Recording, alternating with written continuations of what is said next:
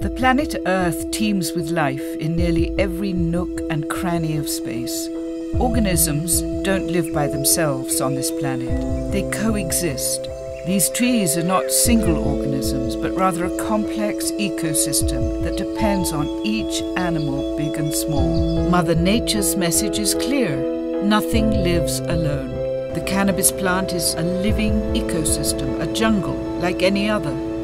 Tonight, let's begin our journey into the cannabis ecosystem, one filled with life of different shapes and sizes.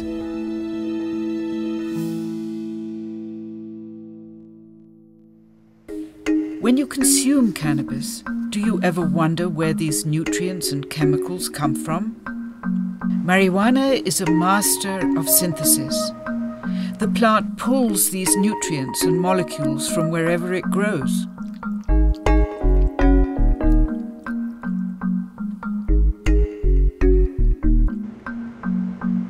Weed can be grown in soil, compost, or hydroponically in water. But one thing is certain: if the cannabis plant does not have a healthy and supportive foundation, it will die.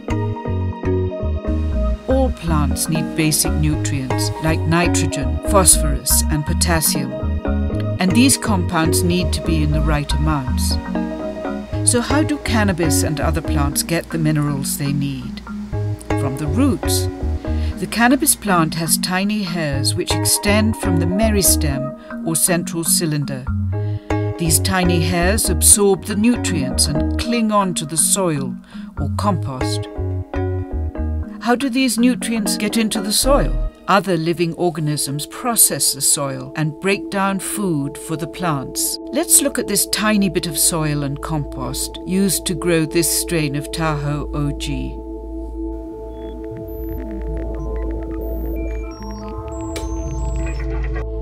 As we zoom into this dirt sample, we can see little creepy crawlies that weren't visible earlier.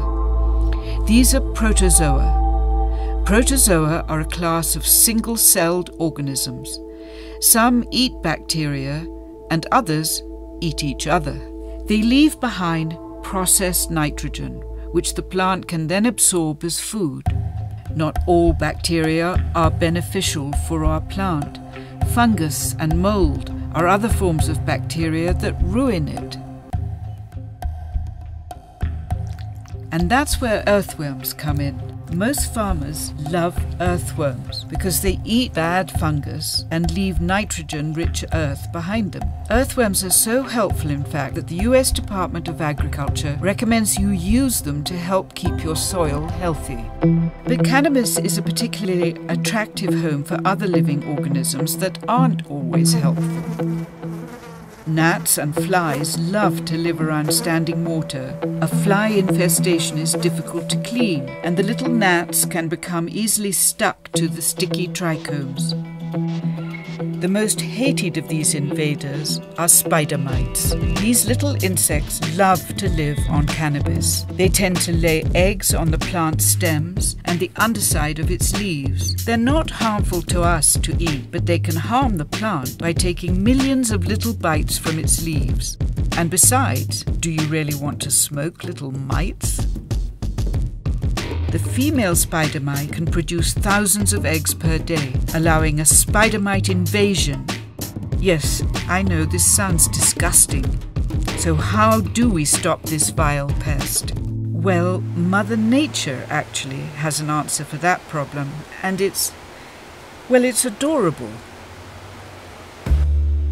Ladybugs are a natural predator of spider mites. As soon as we release ladybugs, they begin searching those leaves for food. They won't harm the plant in any way. After enjoying a snack, male ladybugs will immediately search for a female to enjoy a little post-meal mating.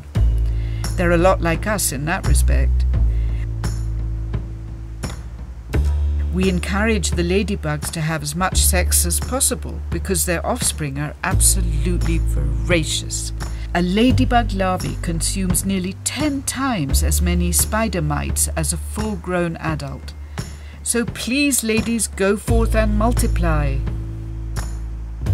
We must not forget that this food chain is not complete without us, humans. We are as much part of this ecosystem as any spider mite, ladybug, worm, or nitrogen processing bacteria. But we indulge ourselves with this amazing plant with help from Mother Nature. Thank you, and see you next time on Journey into Weed.